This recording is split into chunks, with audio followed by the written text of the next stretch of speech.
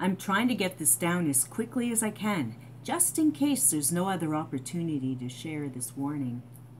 Quickly, I'll note that I'm on one of those million-mile bus rides from Toronto to Boston. You know, by car it's about 8 hours, and by bus it's 93 years. Anyways, it's hell sitting here.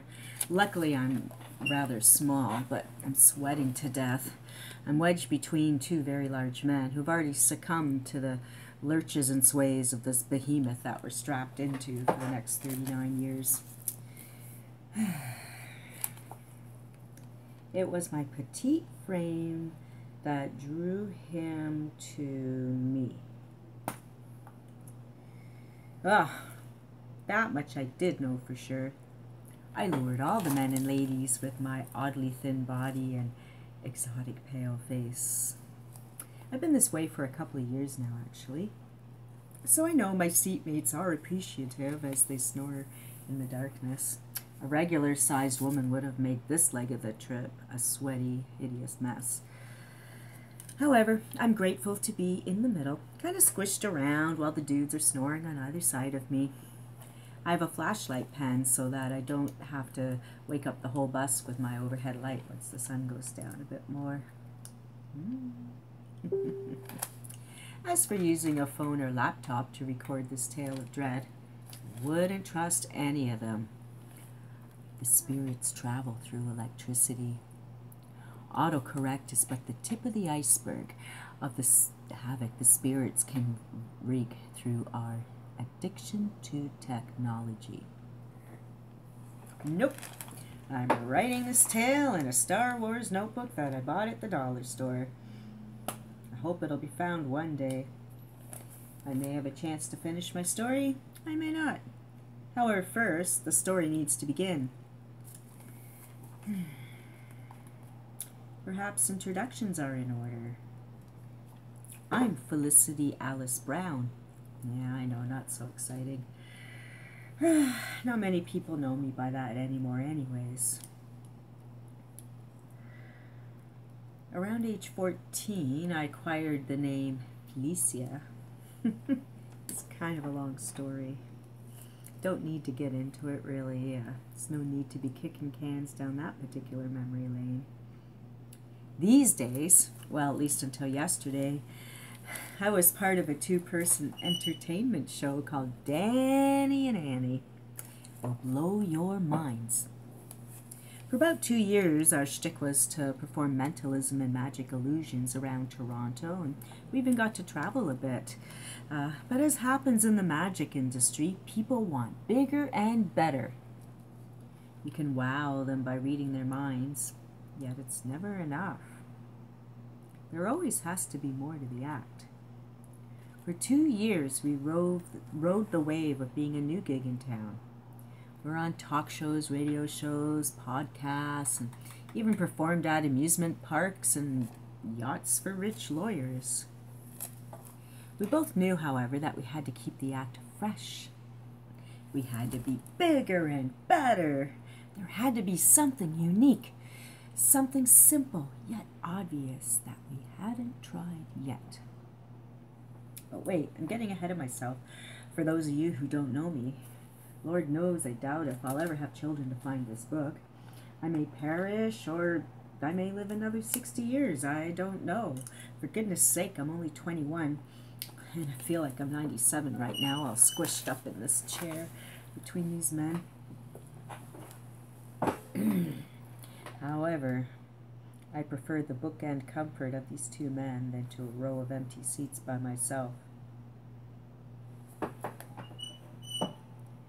I know they are in here. On this bus. I can feel them. I can feel the shift in the energy as they coast along the bus, patrolling it as if invisible armed dogs, sniffing as they sense me nearby. Their spindly black fingers can't reach me, nor can they pollute my thoughts as I huddle between these men's protective auras. As long as I don't piss off the men, Their protective auras will keep me safe even when they're sleeping.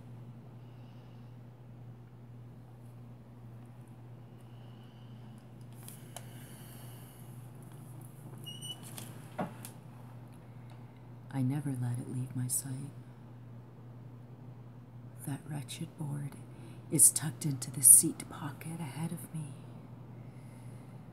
It's wrapped in tin foil.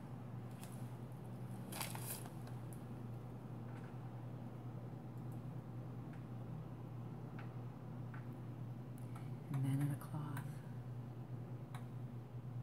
I won't leave it in a suitcase or a knapsack. Nope, that thing has proven I can't take my eye off it for 1 minute. At least until I get there.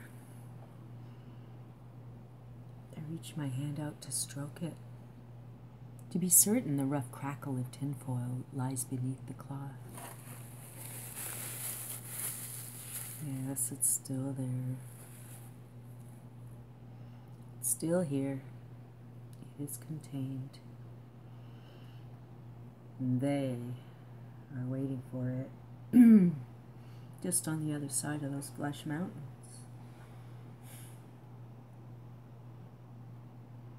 So that is what I'm dealing with while I'm trying to get this story down.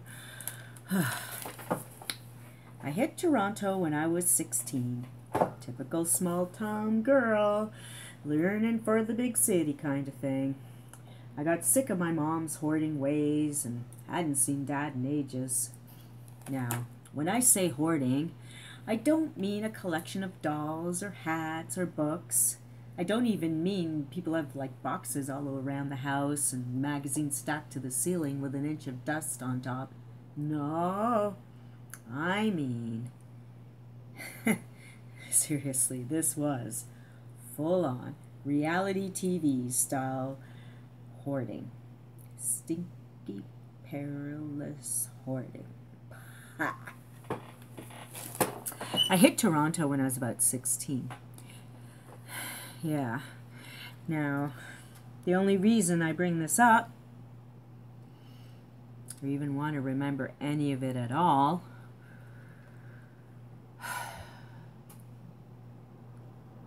is that in all shit, a flower must grow.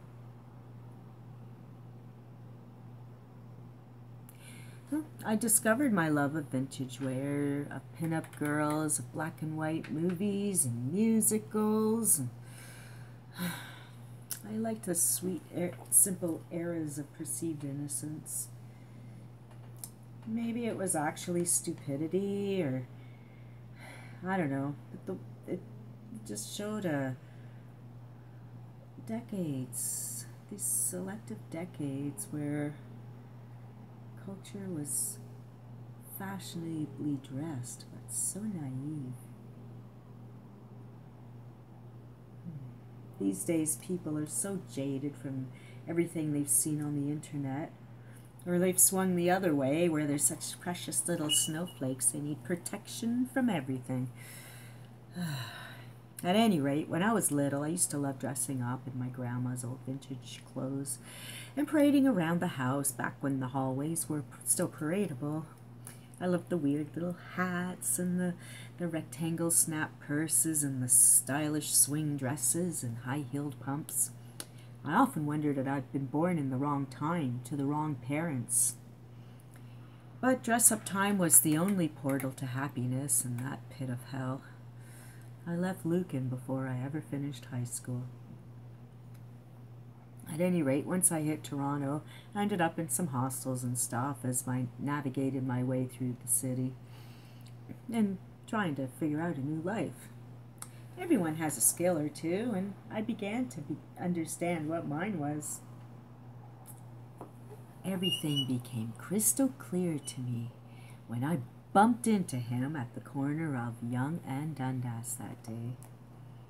It was like my life's purpose snapped into focus with that literal bump. At the time, I didn't quite understand it, what it was, or even what to do about it.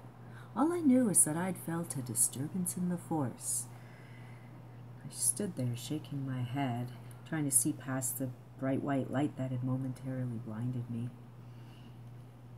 He kept on walking, his mind obviously on loftier sights than noticing an androgynous, skinny little street kid with oversized Doc Martens and cropped blonde hair.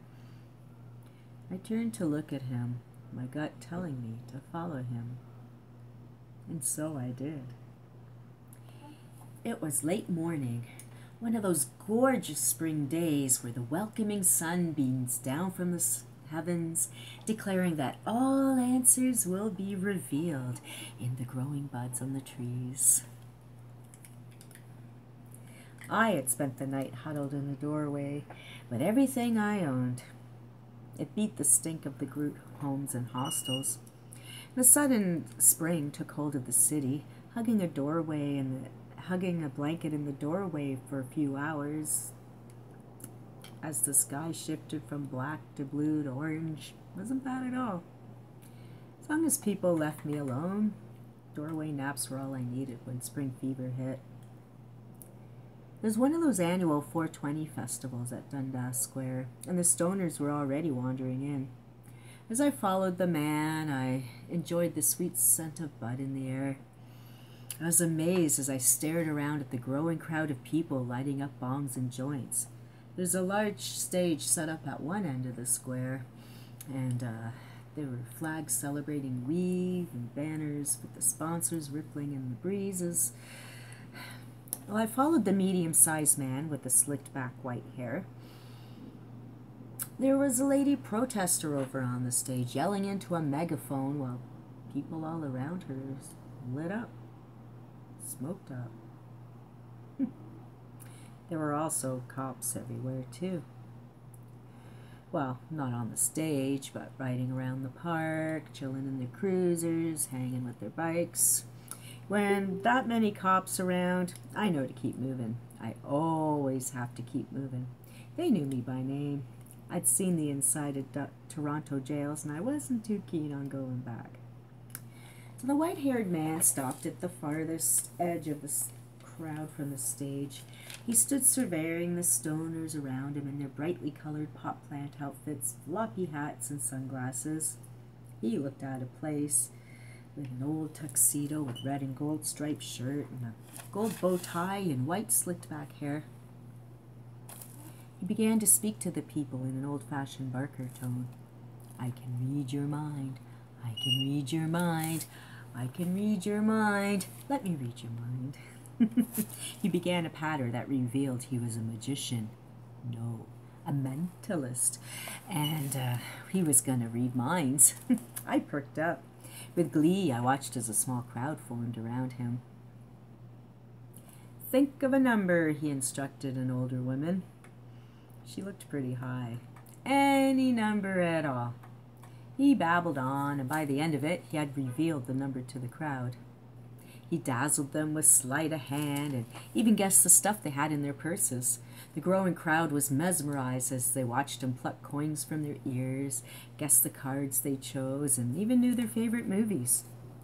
I'd seen many street magicians over the past few months. After all, I shared the streets with them, and buskers and guitarists and human statues. Most are pretty good at what they did, but this guy was the best I'd ever seen. He was a hit with the small crowd, and when he was finished, he handed out his business card to everyone. I stood in line to take one. His hand reached out to me. I took the card. Our eyes met.